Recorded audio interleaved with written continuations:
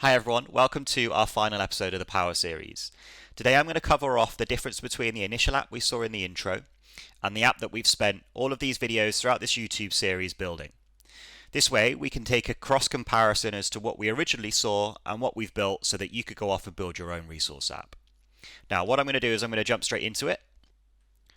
And on the left hand side you can see the original app that we were talking about. You've got my calendar for February at the moment that shows nothing, which is just how I like it. And on the right hand side, on the right window in purple, we've then got our resource app throughout the YouTube series.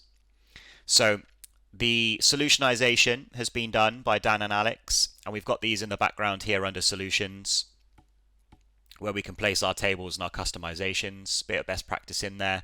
Carla's nicely placed in our PCF from calendar control. And then we've got our model-driven app for resource administration that allows us to manage our accounts, our projects, our users, our resources, and any bookings that's going in there. With a nice pretty calendar with the different colors for the relevant people within those bookings.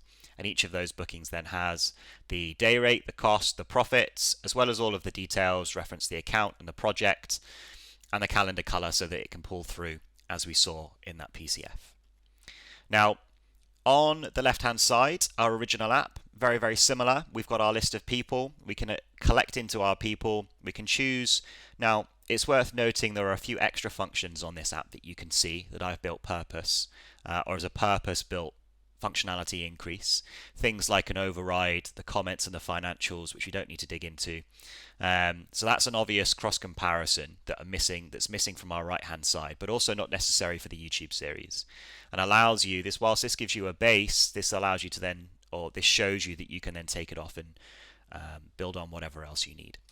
So the left hand side, the one that was originally built, we can select our projects. I've got some loaded in here, and any projects that are associated with the relevant client. I can pick the week that I want to load into, and I can click 5, and I can do my AMs, my PMs, my on-site remote, etc. that I need to do. Now on the right hand side, very, very similar. I've got my Tom Moore. If I want to collect maybe Carl in there as well, then I can choose my clients. Got 2 clients loaded in here, and I can choose the projects. So very similar functionality, almost like for like, deliberately. That was the purpose. We can then choose our dates, and I can choose 5 days. And again, I've got the ability to go through. Carl doesn't have a role assigned, so we'll just get rid of Carl and we'll reload that. I can do my AMs and my PMs, and I can load them through. Now on the left hand side, what we have got is we've got our reserved and confirmed. That doesn't actually exist on the right hand side. On the left hand side we don't have that, but it is good to know and it is good to have. Just shows a bit of extra functionality. We've also got our time zones, which you saw from previous. It's calculating 0 at the moment. Now what this ultimately means is everything that we've done throughout this YouTube series up until now will allow you to get to this point. And then as you can see here, we can then go off and we can add the extra functionality, like the ability to provide comments, in which you can then start to draw timesheets, etc. within your resourcing functionality. Thank you for joining us throughout this series. We are going to cut this one short and maybe go back to some Power Shorts instead. So stay tuned, stay subscribed, and we'll see you in the future. Thank you.